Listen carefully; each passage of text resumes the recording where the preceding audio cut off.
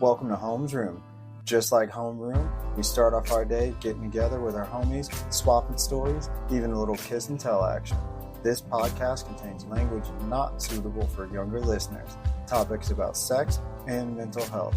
Discretion is advised. Our views are our own. Let class begin. Welcome back. This is another Boss Babe episode, so I'm excited. And it's a Boss Babe episode with an interview. And I got my homie Caitlin here, so we're going to do another joint interview. What's up, Caitlin? Hello, homie. I am so glad to see you and hang out with you again, and also our wonderful guest, April. Yeah. Will you stop doing that every time you spill the beans? You're so excited. It's like a kid on Christmas, man. It's like a kid on Christmas. So I guess I'll jump straight into the introduction. We have with us a sex and relationship coach, a yoga instructor, belly dance teacher, comedian, writer, and a total boss babe, April Hirschman. Welcome to Home's Room. How are you? I am fantastic. I'm so excited to be here with you. Yay. So can you tell us a little bit about yourself besides the amazing rundown I just gave? Because when I even had to look you up, I was like, man, this gal does not stop. Thank you. Yes, I am pretty nonstop. Well, I love to travel. I love to just weave it all together. People are always like, well, what do you prefer? Like being a sex coach or being a writer or being a belly dancer. And it's just like my bisexuality. I refuse to choose. And in my book, Desire Makes Me Brave, I have a mandala of me, which I recommend everyone makes. Just like create a circle and put all yourselves and your talents within it. And that it kind of helps you see that it's still all a part of you. Yeah, I love that. That's already a marked sound clip that I'm gonna steal because I never heard of that before, but I like it. So I came across you on the Shameless Sex podcast. You were doing an interview, and you said something about neglectful parents, but they weren't really shaming. Can you tell us a little bit about that? Because like when people hear that, they probably think, neglectful. Well, that's not good. But like, can you explain a little bit about what a neglectful but like shame-free, I guess, parent would be? Yeah, well, when I'm dragging my parents, I say they're part of a commune, and I say it takes a whole village to ignore the children or neglect them. So they were very they were sex positive in theory. I mean, they didn't talk about sex. They weren't sex negative. And yeah, my dad let us have dates, spend the night when we were teenagers. Yeah, there just wasn't like a lot of talk of like, you have to be skinny or you don't have a reputation, you'll be a slut. Like there just wasn't any of that kind of, they were hippies, they were counterculture, they were feminists. So that was really great. That's awesome. I am a girl dad of two. So like for me, my oldest daughter, when I think she probably was in second grade, I went to a school function and the little girls were like, you're the dad of the girl who likes boy stuff, right? And I looked at him and I said, no, I'm the dad of the little girl who loves stuff, because she just does whatever she that's what she is. And we encourage that kind of thing. So again, you said so much in that interview that just like resonated with me, because the outlook is, so unique. But when I hear somebody else have similar ones, it's like, hey, I'm not alone. I love it. So thanks for that. Absolutely. So you did mention you have a new book out, Desire Makes Me Brave. Can you tell us a little bit about what the book is about and whom it might be for? Yeah, well, I think it's for people that are either bisexual, queer, and they want to see themselves mirrored in a great fun book, or aren't at all, and this is a very different lifestyle. Not only am I bisexual, like I don't have a mortgage, I don't have kids, I don't have a dog, and I have never been married. So right there is pretty non-traditional for a woman, in this world. And so it's a travelogue, it's a rom-com, but it's true to my life and my relationships. And one of the things I think is unique is I do describe, my erotic life in a way that's like just vulnerable and honest. And I think there's just not enough women doing that. We don't get to hear women's voices around sex in memoir very often. Like, maybe more so in novels and erotica, but we don't get to hear like the lives of women told in our own voices, in our own story. There's so much inundation with porn and like portrayals of women written by men. So this is, something that's written by me. I love that. You also host a podcast, and it's primarily focused on people with memoirs. And I love that you have, I guess kind of 2 memoirs out right now. And when I got the opportunity to like, hey, I do want to do an interview, or I would come on as a guest, I immediately hit up my co-host because she is also a memoir writer in her own right. So this is just so perfect. So, Caitlin, do you have any memoir specific questions that you might have thought of? I do. And really, I'm only borrowing from my own experience of writing a memoir. April, just to quickly catch you up, I have 2 dead parents. I lost my mom when I was 14 and my dad when I was 26, 27. Thanks, homie. Matt, you are absolutely a homie. One thing that I found really enlightening, and like one thing that I didn't expect when I was sitting down to actually write like a memoir style book, is that it was really healing, and that I was like finally starting to embrace a new perspective, to heal certain parts of my trauma and parts of my loss that I didn't expect. Is that also something that you maybe experienced, or is there something else that you found to be like an unexpected benefit of sitting down to write a memoir style book? Yeah, I'm just taking in everything you said, and I'm just like, so like want to help you, and I'm so proud of you that you wrote this book. So I can't wait to read it. Wow. So yeah, I think some of it is subconscious. For me, what heals me about writing my story, it's just this compulsion, and it just feels good. And then some of it is like, there's times where I've had to take breaks. It's bringing up some sadness from childhood. It's like, I'm writing the breakup. Like, I remember I was dating one person. I was writing so intensely about, this is like a main character in my book, I call her Quince. And I was just so in that story of like our breakup that it kind of interfered with my current relationship. I was like in this fog that if something that happened like 8 years ago, so there's that. And, past and present just really merge a lot when you write. But it's just empowering to believe that you have a story to tell. I think the catharsis is partially that. Yeah. I think that one of the things that after meeting Caitlin and I have never met in person. We met through a group on Facebook connecting podcasters, and she came on as a guest to talk about her book. And I immediately was like, we're homies and we have a good vibe. So do you want to come back on and interview me? And, we could talk about writing because we're both writers. And the thing that like, since talking to Caitlin and, reading her story and paying more attention to like my own writing, I realized that as a fiction writer, the story that I was telling, and this is where like hearing your words kind of played a part. I realized that a lot of what I was writing was like my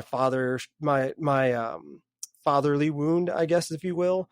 And a lot of the story was built around, how I perceived the two halves of my father. And I just think, like you said, it's there's moments where you have to stop and there's moments where it's cathartic. And I think writing in general just kind of ends up being that way, which is again why I was like, I really, really enjoy everything this person's saying on this episode of this podcast. So again, I can't imagine what you're able to do in your coaching sessions when you can like see and feel the energy of that person like in the same room, because you strike me as a person that like processes that kind of information really quickly but also really accurately. And I don't know if that's true, but that's kind of the vibe I get from you from what I've heard. Thank you. Yeah. So I started as a tarot card reader. So now I've been doing that for who knows, it makes me sound so young, like 30. And then a life coach and then a sex coach. So yeah, I do just really drop in with people really quickly and tune to them, and like, being a middle child and, someone who didn't get to live with her mom for a lot of her I didn't get to live with my mom for a lot of childhood. So it was like, are you my mother? How do I attune to you? I was always trying to like get really good at attuning to people and feeling them and sharing with them. And so all of that kind of goes into my work as a coach. Yeah. One of the things that I love that you said was you were talking about being brave, and you were bringing up your book Desire Makes Me Brave. And you said, brave is not choosing what's easy and normative. And I'm super curious because for me, one of the things that like you kind of touched on is like virginity and things like that, especially around the like 15, 16-year-old age. And I know when I was in high school, I think it was my senior year, I had two friends standing next to me, and one of their girlfriends walked up, and we were in shop class. So it's a class of like probably 12 boys and like 3 or 4 girls. So like obviously the dynamic becomes that like locker room weird, guys being guys. And that was never my scene. So like I hung out with like the 2 people that I was friends with, and everybody else kind of like go over there. But she walks up and she says, that kid's got to be a virgin, and points at one of the kids who was a little bit nerdier, a little bit quiet. And I kind of like looked at her weird because I didn't know where it was going. And she points at us and she says, I could tell you guys aren't virgins because you just carry yourself different. You just have a different energy. And in that moment, I didn't know how to respond, but I was a virgin. So it was like, I don't know what you think you're saying. And now when I look back, I wish I would have defended him. And what you said about not choosing what's normative and not choosing, it kind of made me feel like a little bit of it's okay to not do what everybody else is doing, and it's okay to choose your own path. And voices like that, especially in the sex education world, kind of need to be heard, where it's like, hey, you can have sex, but also you can choose your own path, but also it's not losing your virginity. And you also agree with this term. Emily Morris says your sexual debut. And I love that. So again, what brings you to that term of, your sexual debut and not being normative? Yeah, I think that I want us all to know that we have so many debuts, and who even knows how you define the first one, It's not necessarily P and the V, maybe it's something else, we're expanding what sex even means. People can have nipple orgasms, people can, Yeah. do things that aren't penetrative. So, I think it's really important for us to just keep exploring our erotic selves through life and notice, and be proud of like, I've tried this new thing. I'm discovering this is what I want to feel during sex. This is what we do in the Somatic Institute, which is where I trained.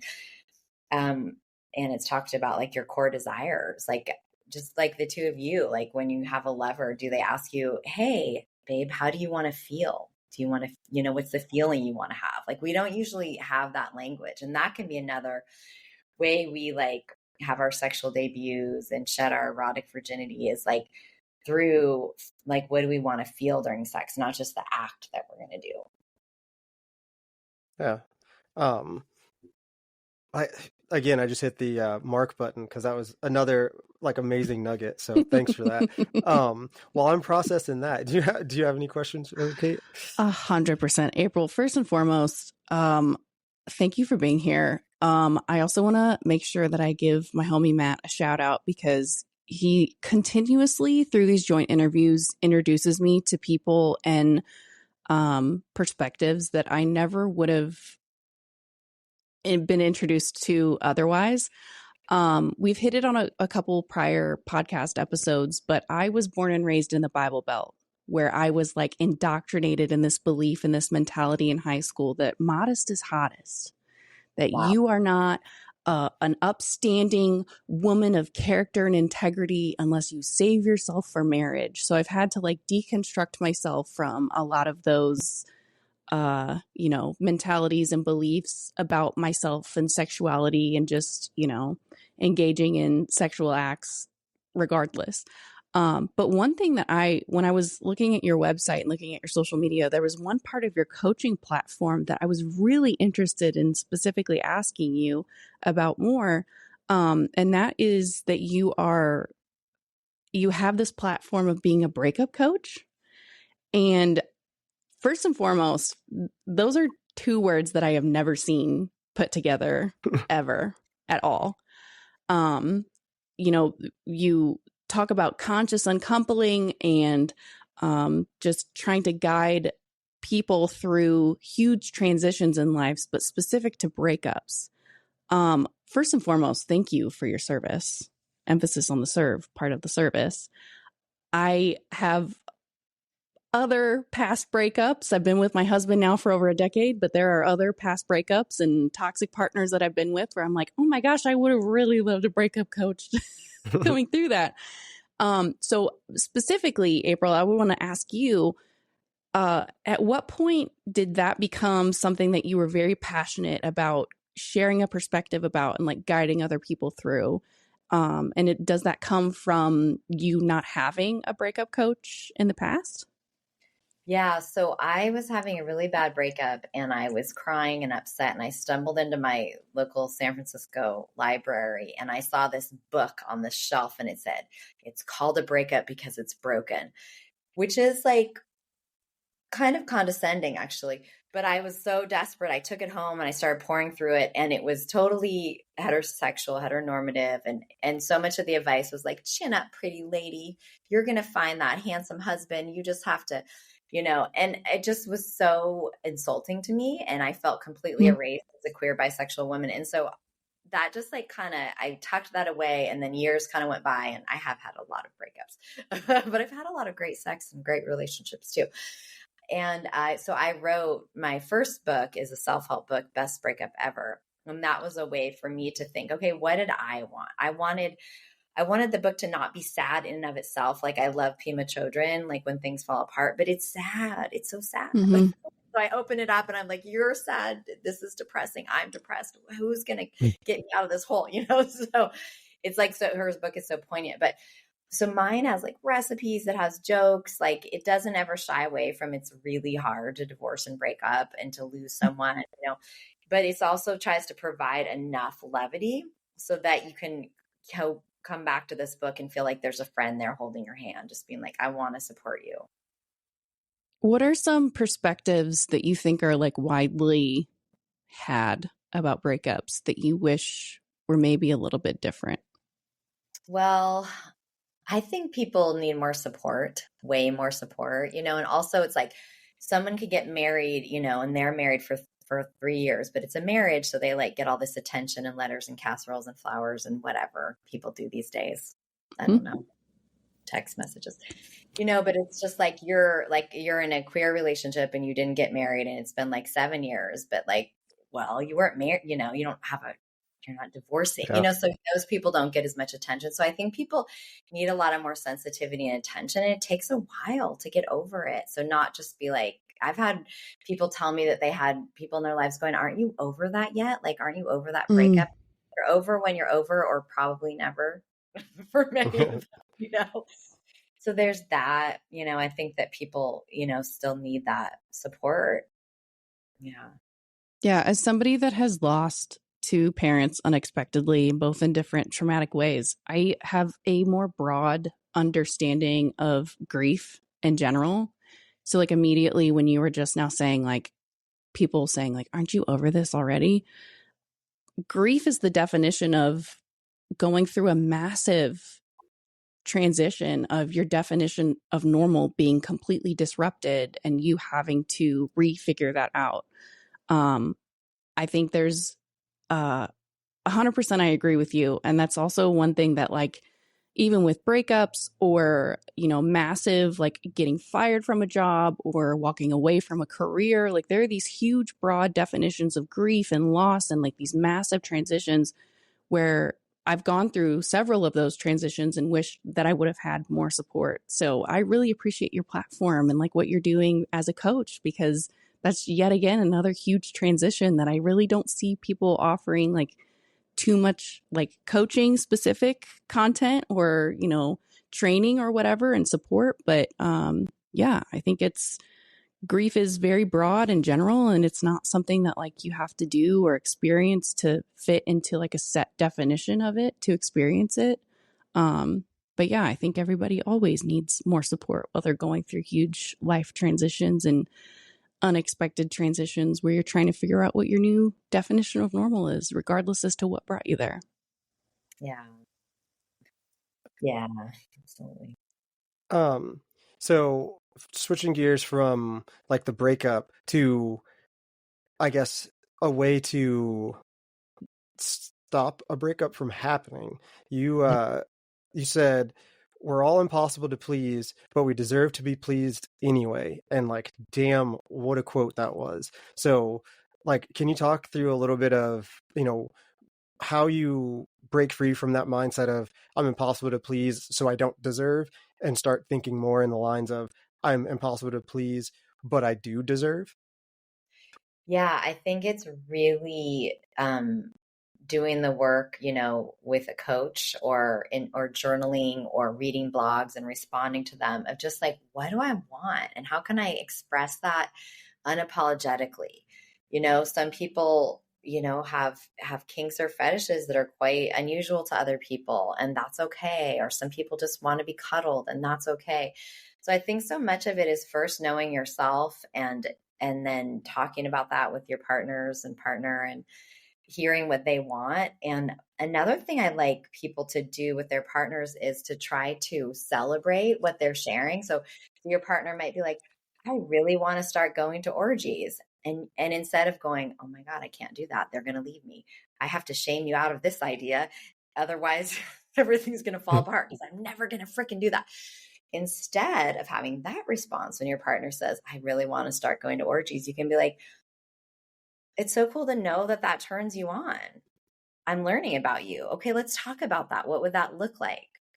So if possible, your first response to a lover saying something that turns them on, it could just be positive. Instead of like a shutdown and worry and thinking about how it affects you. And so that's like one thing that I do with couples is how can they feel more comfortable sharing? And it's if their partner is going to be welcoming of what they say. Yeah. So I think that's like you said, journaling. I think that's one of the big things that you can do. And if you take part in it, and it doesn't have to be anything crazy, like some advice that I just gave recently to a friend was, talking about attraction to like a specific person and whether they are or aren't. And I said, start like a journal or writing down like when you think of things that like you like about this person, physically or otherwise, the things that attracted to you to them in the first place, like whether it's their eyes or their hands or, the way they laugh or any of those things. And the more you put those things out into the real world and onto something, not only can you release them, but you realize, oh, this is actually a thing. And it gets you in a receptive place to start listening to yourself. And that's the thing that I kind of love. Like, that's what my books kind of started out as too, is, I was having nightmares because I was super depressed, and I took them and put them into a book, and they turned into a ridiculous, like fictional world. So, I'm all about journaling and about, ways to like learn your voice. And I'm curious if you have any advice for people, especially women who are, trying to find that voice around their sex, I guess, like appetite and desires, and, what things they actually want to enjoy, to let themselves start, enjoying it. Because for a lot of people, they, especially women, live life as like a people pleaser. And, I don't know how you break free of that and find those sexual desires at the same time. So what kind of advice do you have for that? Yeah, I think it's like that self-inquiry and journaling and reading like erotica or listening to audio erotica that you might like, and kind of start to notice any themes that you can find.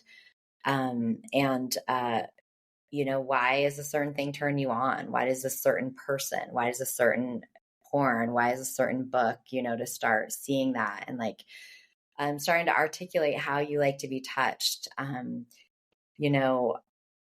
I don't know how explicit we're allowed to be on this podcast. We have an explicit tag, so you're good. You're good.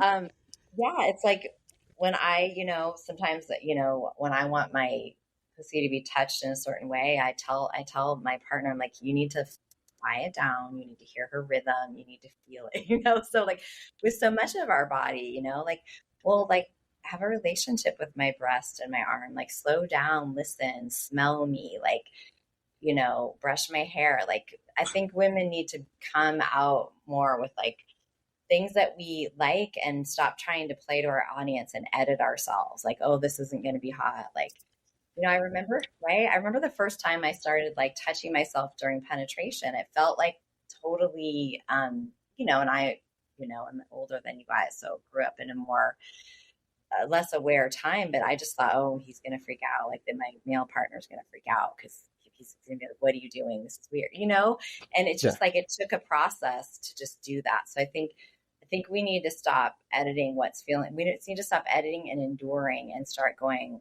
I like this, or can you just try this and I can see how it feels. Like some women need someone to try something and they could be like, oh no, that's too rough or that's too soft. It's figuring out your style. Yeah. That's one of those, I love hearing other women give advice for women. Like that's the whole reason, like this boss babe thing, like I don't think I really talked about what this is, but we, every year in the summer to like the beginning of the fall, we have a series of women that come on. So it's women's voices for women, and giving them whatever platform that I have to voice it. And I can just shut up and sit here and ask questions and be like, I'm a dumb dude. Let me just you tell me so that we get the answers right. So I love hearing that kind of advice because it takes, a loving partner, but also a partner that's selfless enough to say, I don't know what I'm doing. So let me step back and hear what you need and what you want. And it also takes a little bit of bravery, like you said, and the title of your book, encases that like perfectly, where desire and brave are part of the same thing. And, I think that for, a lot of people, and you'll have to let me know if you agree that, sexual energy and being able to understand how you are in a sexual energy can start to change how you are outwardly in like the office or anywhere else, because you find that confidence. You're more okay with what you want or who you are and what you want. And you can voice those things because I would assume stuff stops being scary. I don't know. I don't have the answer on that part, but do you agree? I really agree. Yeah. I think that so much of our shutting down and sexual shame and not advocating for ourselves it can show up in other realms. And then it's interesting with women too, though, there can be that double story where we live this double life where we are quite, proactive and ambitious in the outer world. And then we get to the bedroom and we're just like, no one's ever asked us what we want. We don't know what we want. We don't know what we can ask for. Yeah. So it can be, but overall, I really think the overarching idea is that when we are sexually empowered and having good orgasms and feeling good, like we feel good in other realms of our lives, like the good endorphins are running through our bodies. And yeah. I just had a conversation with my wife. That might've been last night. I was doing research on you. So I was bouncing ideas and questions off of her to, just to get a feel for it. And, I asked her, like, the first time you bought a vibrator, was that when we got together or did you have one before? And she was like, well, yeah, no. And then it dawned on me. It's like, why is it that people are so threatened by, a battery or something like that? Like it's so wild to me. And then, we started talking about it, and like, she was like the most she ever had before that was like a Kama Sutra book. And in my head, I was like, okay. And I was like, did you try any of it? And she was like, I don't think so. So it's like, partners, you got to be out there, especially like the male partners that might be listening, or the people that are, that are afraid of asking and understanding and hear, like the age old, don't ask because you don't want to hear the answer. This is not applicable here. You want the answer because it's about pleasure. It's about making sure that they feel heard, seen, and you unlock that pleasure. So I don't know. Like I said, it's so Yeah. wild to me. Yeah. If I could, things that I really care about is like using more lube, going slower when you approach the clit.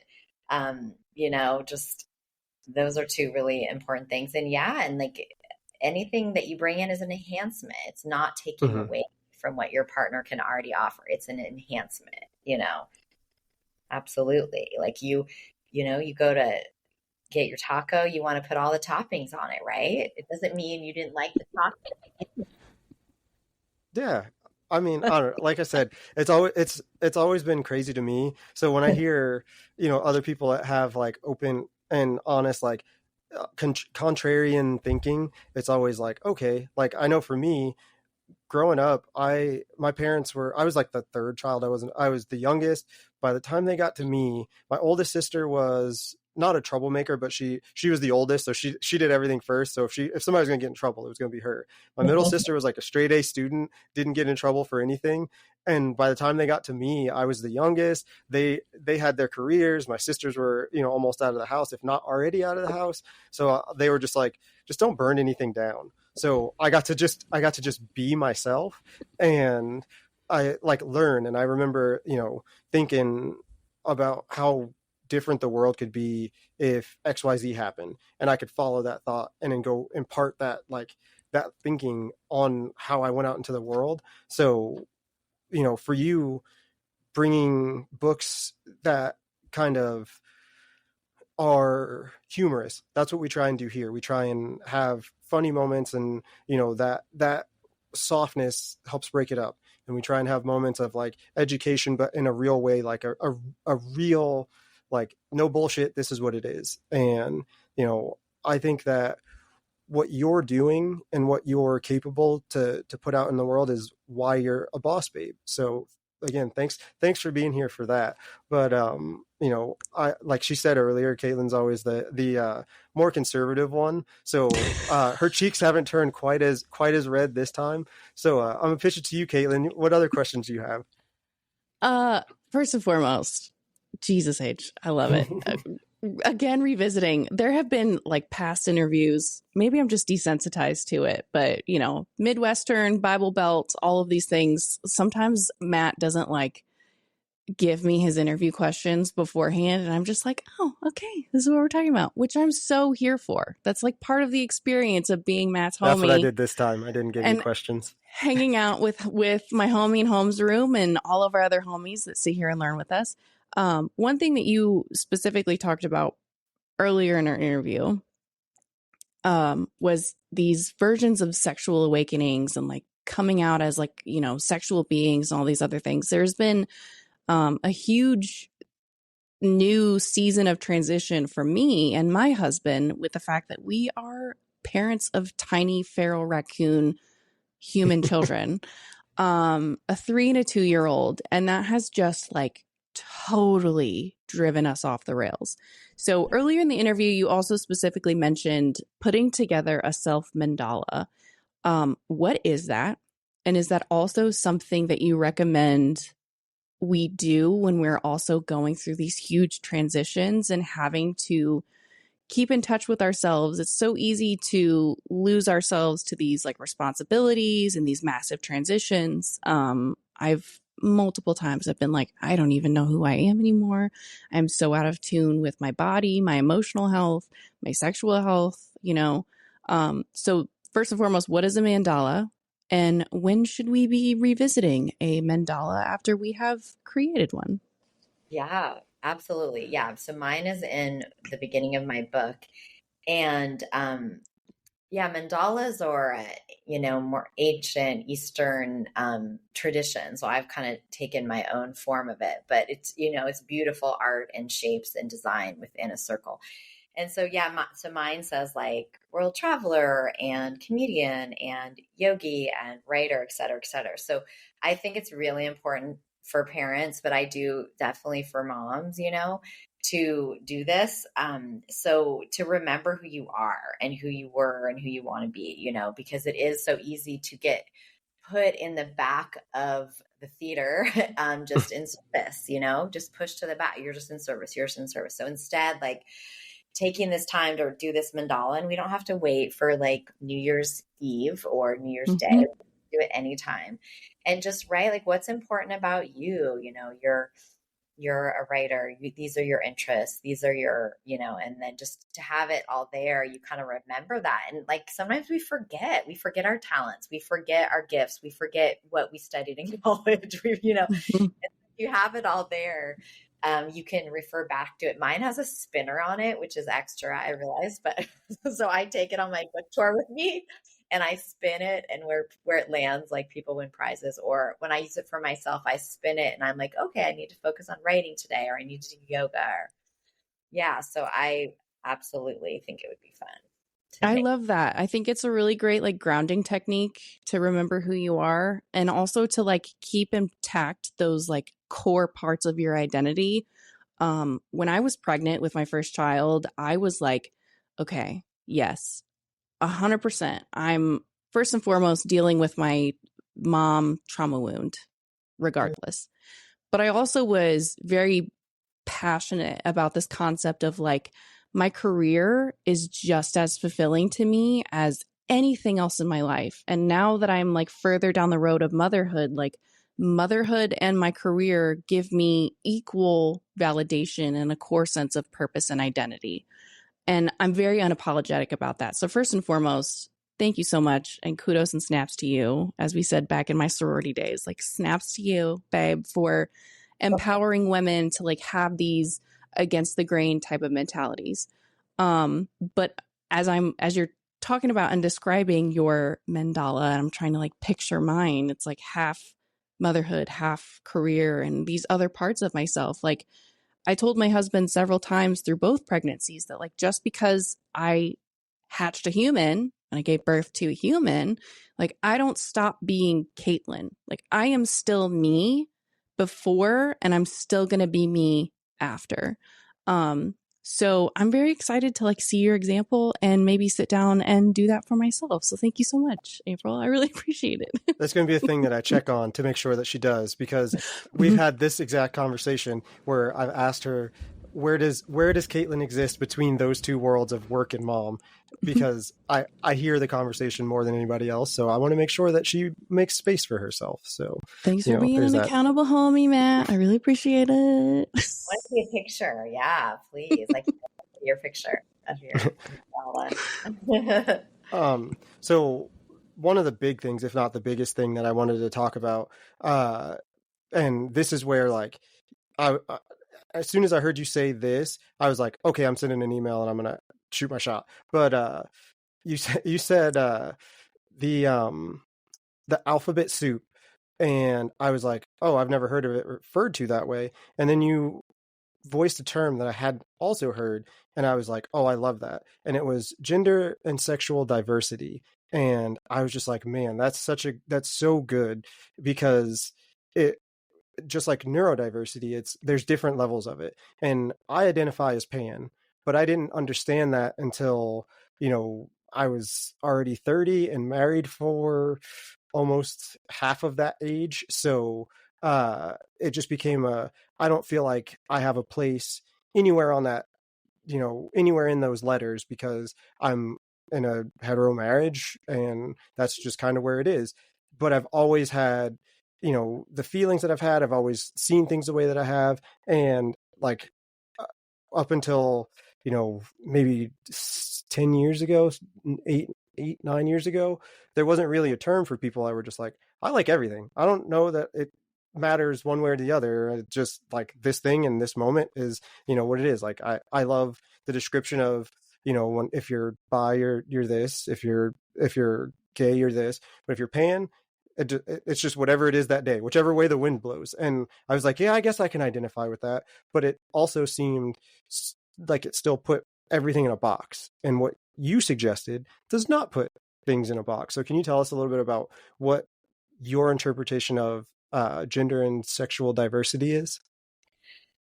Yeah, like it's imagining a world where we weren't put in pink and blue and boy and girl and even someday gay and straight in this fixed way, or bi and pan in this very fixed way, because then you have your identity and you have your community, which is great. Like we fought for these, like, and our predecessors fought really hard for these things, but it's, it can be limiting too, because then you don't want to tell your gay friends that suddenly you're attracted to this person.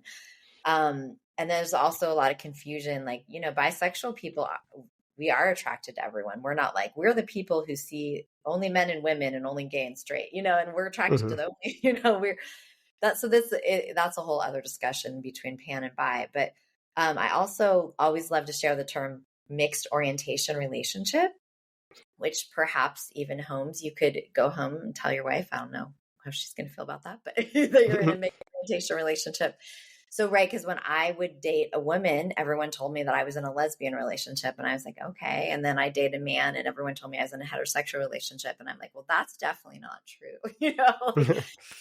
And so a mixed orientation is like, one person is bi, one is straight, one is pan, one is gay, and so you don't erase one of your partners with a normative term, which tends to often be gay or straight. I like that as well. Like I said, it's one of those things where, especially later in life, trying to decide what that is and what that looks like is extremely hard. And I know for a lot of bi guys, especially, it becomes even harder because there's less, I guess, acceptance of like, I could be gay and love cars. I play hockey. Like I can do all of those things and still be gay, or I could do all those things and still be bi. And it doesn't change who I am as like a human. It just, it changes my love life. And I'm always curious, when it comes to bi on the like feminine side, if it feels the same way, or if it feels like you get more fetishized, or if it feels like you get more like you have to be, somewhere between U-Haul lesbian and, college girl on a Saturday night kind of thing. Yeah, I think women, we have different challenges. Women get very fetishized, and bi men, I have so much love in my heart for them, because it's just totally unfair how they're treated. But well, yeah, because I am attracted to people. I tend to be more attracted to masculine presenting women. And especially when I was younger, so say when I was in my 20s, I wasn't really attracted to feminine women at all. Some of that has changed. But so guys would be like, oh, April, you're bisexual, and we're going to have a threesome. And, they're picturing like Barbie number 1 and Barbie number 2. And I like to burst their bubble by saying, I'm attracted to women who look like their name would be Steve. I love it. Oh, I love it. Down. The boners are down for some people, not others, but a lot of, and those particular men, that's not what they were picturing. So, it's just so sad that we are all so, stuck in a box. Like when you were talking, Holmes, I was picturing like a doll, I hate to say Barbie and Ken, because they're so like little, perfect quote unquote bodies, but, with high heels and boots, and trucks and princess wands, and just like each day, whatever they feel like, they put it on. And then maybe in a half hour, it's all changed. And maybe in 20 minutes, like just, there's so much damage is being done by forcing people to be like, well, this is what a boy is. This is what a girl is. And if you're totally feminine and you love princess things your whole life, that's great too. Like it's all wonderful. There's room for all of it. Yeah. As like I said, I'm a girl dad of 2, and I work at a school. So picture day came around, and all the little girls were in dresses, and all the little boys were in their like nice pants that they were getting dirty on the playground because they were playing. And I couldn't help but smile because my daughter was in pants and was one of the little kids running around getting dirty. And somebody said, is she going to change later? And I was like, I think my daughters might own one dress between the 2 of them. So like, it's just, they like what whatever it is they like, and I'm not going to force them to be one thing or the other. Like my youngest daughter loves Ninja Turtles. That is her thing right now, Spider-Man and Ninja Turtles. And I think it's strange that we get comments about, oh, your son's so adorable. And it's like, just because she's like got Ninja Turtle stuff on doesn't it instantly mean that like that's what it is. And I think that, like you said, there's a lot of damage being done of like, it's got to be in this box. And I heard I wish I could remember who it was speak. And they were talking about how there's a lot of trans or non-binary that like they fuck up pronouns all the time, and it's a learning process and forgiving yourself and understanding that you're trying. And I just don't, I guess, in myself understand why that's so hard for like anybody else outside of that bubble to understand, where it's like, I get it. It might not be the thing that you choose to want to do, or it might not be the walk of life for you, but it doesn't mean that you can't have like the tiniest bit of respect and be like, I'm going to say they, or I'm not going to, like, I'm going to say person instead of, and like I said, that whole thing blows my mind. So when you said, the terms that I don't know that you coined them, but you're the first person I heard say them. So you get the credit in my book, but the gender and sexual diversity it just makes so much sense. So thank you for putting that on my radar. Yeah, absolutely.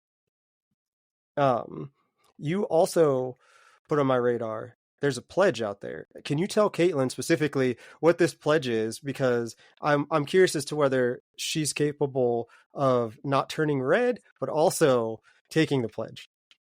I'm still cracking over modest is hottest. Dude, April, I have had so much deconstruction over all of that. Trust me. I've paid a lot of hourly wages and therapy sessions to deconstruct that. Okay. And I still have had more progress here at Holmes Room Podcast than I have in this experience. Yeah. So I was just joking to my sister because she was like, did you just go make it? We were in Mexico and she's like, did you just go make out with that guy? And I was like, yeah, I'm a big slut. And she's like, just own it, April, take the slut pledge. Like raise your hand right now and say, I'm a slut. And so it's like, it kind of just lets you kind of cross that line and like play with your own scarlet letter and bite your own apple and just be like, this is all like, I'm going to be empowered and I'm going to claim it. And it just sort of changes it, right?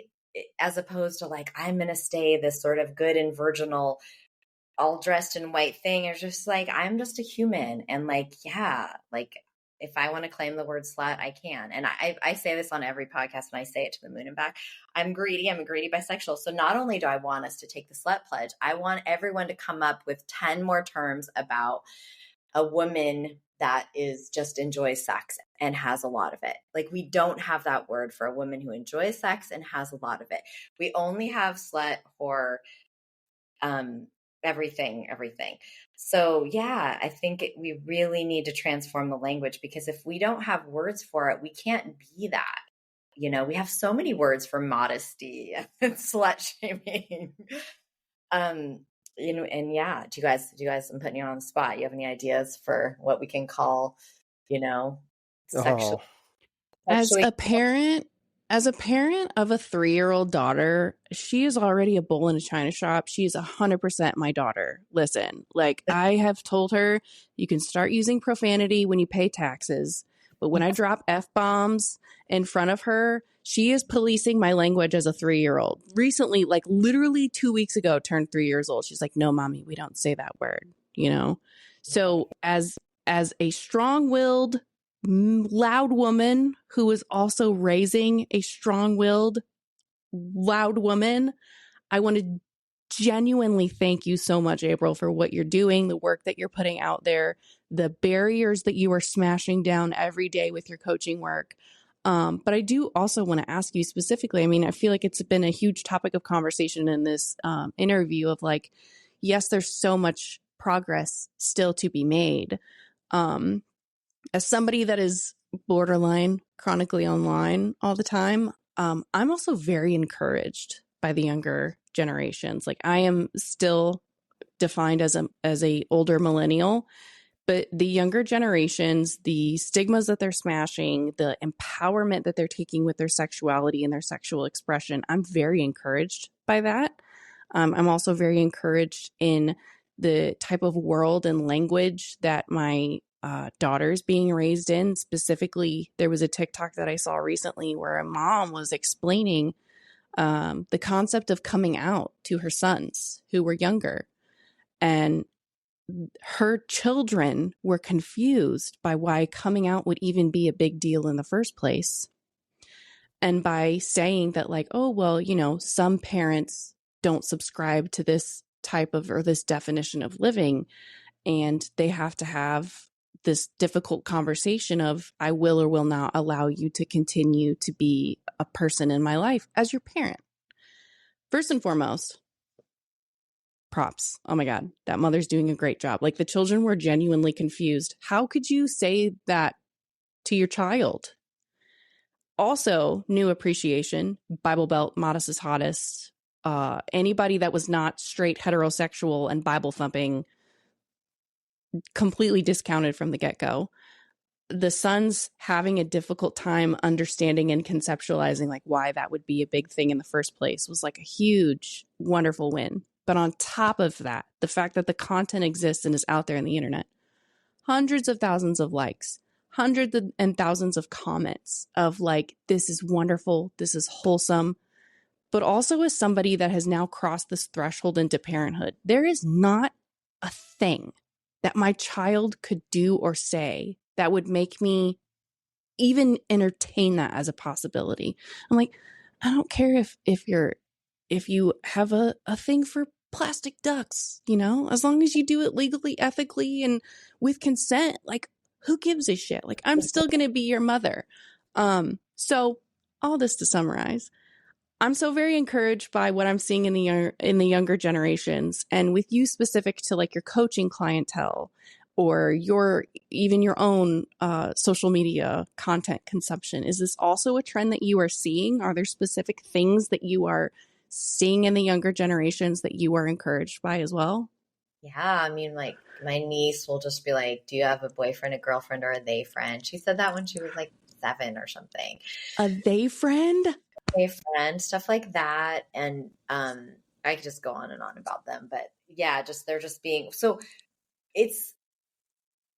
I want to get back to what you're saying, but just related, it's just like we default raise everyone often to be heterosexual. And that is a choice and orientation that you're foisting on someone. But we don't think of that. We think of that's normal and everything else is not normal, you know?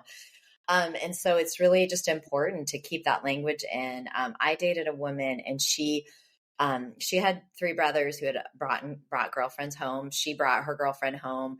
The next day she was like, by the way, mom and dad, that's my girlfriend. And they're like, well, why didn't you tell us you were gay? Why did you hide that? You didn't believe you could tell us. Like, why didn't you tell us that was your girlfriend?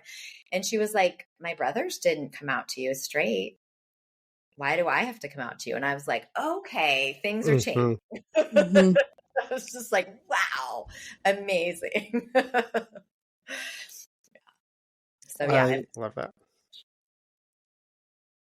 That's my daughter is like that person, and I always love that. Like there was a incident at her school with her group of friends, and one person that kind of dropped some racial slurs and some like homophobic and the whole list. And it's, in part because of their parents and, the rural area that we live in, that like that's all they know. And I told her, sometimes if you're friends with that person, like sometimes you might just have to be the person to explain to them like why that was wrong, because maybe they want to still be your friend, or maybe what, like sometimes it might just be up to you to let them know that like, hey, what you did was wrong. That doesn't mean you're a terrible person. It just means that like you need to educate yourself more. And she looked at me and she was like, I don't want to be that person for them because this is a pattern, and I don't think I can be.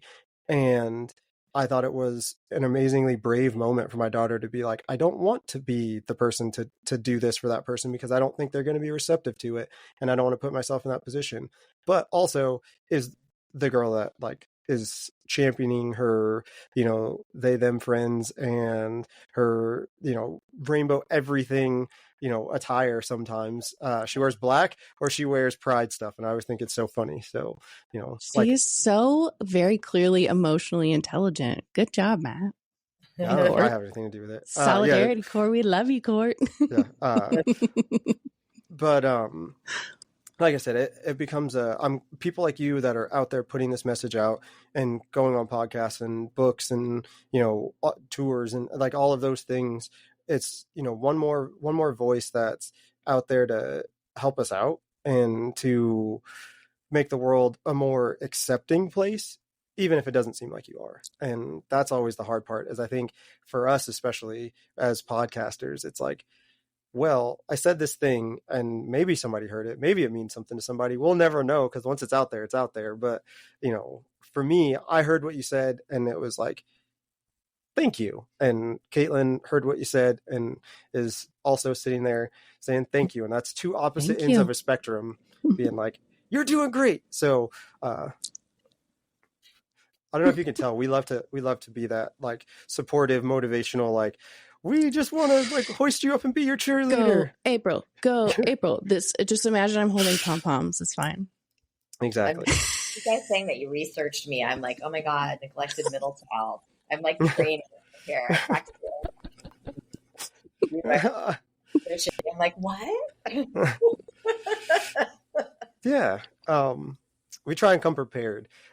Speaking of which, I listen to some of your episodes and you start your podcast by pulling tarot cards. And I love that. I just got the sun and the moon cards tattooed on my arm because it was, I looked at, originally it was a flash tattoo for Friday the 13th. As you can see, Jason over my shoulder, Friday the 13th is like my thing. So we went and got tattoos, me and my wife. And I was like, oh, I want to get those tarot cards because I like the way they look. And I was like, but I have to go look them up first and see what they mean. And it was, boiled down to showing your authentic self. And that was the thing I was struggling with at that time. And I was like, it's meant to be. I'm going to get that. So, what is it about the tarot card for your podcast starting off? Like, what is that energy you're trying to produce? Well, I'm also like, I can grab my cards in 2 seconds if you want me to pick cards for you too. Do it. Do you want me to go get it? Yeah, do it. I'm terrified to see what you're going to tell me about myself, April. Damn it.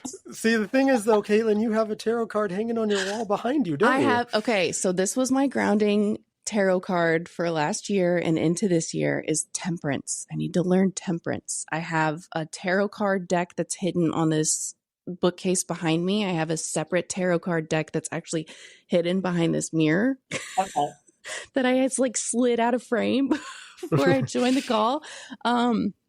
So as a like as like a meditative self-interpretation, listen to your intuition, listen to your gut thing, fully embrace tarot. I am still very much a baby, April. I do not know very much about tarot card reading. So I'm very intimidated by somebody that knows what the heck they're talking about pulling a card for me. But let's do it. You know what? It's Holmes Room Podcast. Let's go. Okay, great. So I'm just shuffling. So how are we doing this? Am I starting with you, Caitlin, and we're picking a card for you? 100%.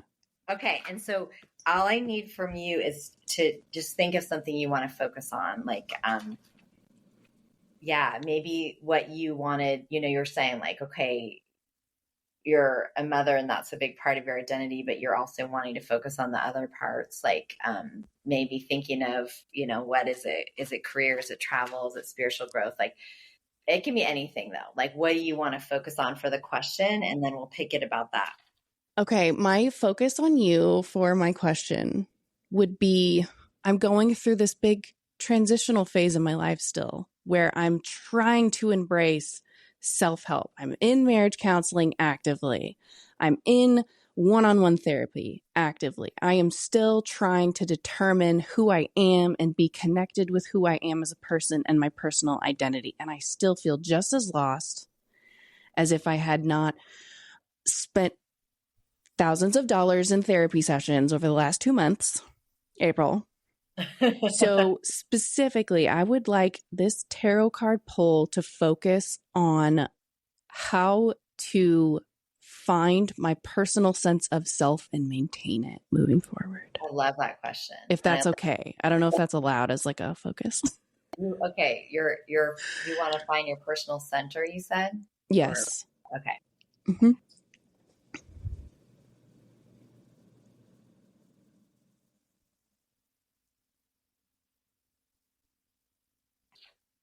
Oh, beautiful. So you picked the Princess of Discs. Wow. Do you see how she's got that wand with like the crystal diamond at the end She of looks it? like a badass. I like her already. You know, so that's like her vision. That's like who she is. And she's bringing it down to earth. That means manifesting it, actually doing it. And she's like holding a shield. It's a very wintry image. And discs are earth, their career, their money, their grounded energy. So this is you just like really standing in your power. And there's something almost stark about it too. There's not a lot of flourish and like making nice and smoothing over everything, right? It's kind of right. It's kind of like stark and direct and clear. And she's got her altar right there. Her altar is like her belief, her truth, and she's defending it and she's clear about it. But she's definitely manifesting at the end of this wand, this beautiful diamond that's touching the earth. So it's really about you like manifesting, you know, through your writing, through your career, your own visions, and like really bringing them out there. And standing on business is what Miss Princess of Discs really sounds like what she's doing. Which, if you, Matt, my homie in our home's room, listeners know, I have no problem doing that. Yay. Thank you. Yeah. Thank you, April. I really appreciate it. Can confirm. I appreciate it. My pleasure. Yeah. Am I picking one for you too? Yeah, absolutely. Let's do it. Okay. I'm going to do another shuffle for you and tell me as I shuffle what you want to focus on. All right. My big thing right now is finding a direction. I'm like rudderless, and that's always like for me like the biggest, like the only, I don't get stressed about almost anything, but being rudderless is like the worst feeling in the world to me. So finding my direction, finding, you know, like I guess what things I should focus on, or you know, what things are important. Okay. And when you say rudderless, is that specifically career, or it's this more generalized thing? That's more generalized thing. Career, like I pride myself on like my career doesn't, like that's what pays the bills. Who I am as a human is the thing that I care more about. So as long as it's like I have a general direction, like I know like this podcast is one of those things that I just started because it was a whim. I was like, I guess I can do it. All I got to do is like figure out how to do it. And now we're here, you know? So as long as I have a direction, I can usually go in it, but you know, finding that direction and like whether I'm heading in the right direction, whether I'm not heading in the right direction, you know, if I'm just actually rudderless or not. Okay. So like checking in on this feeling of being rudderless and getting some direction. Okay.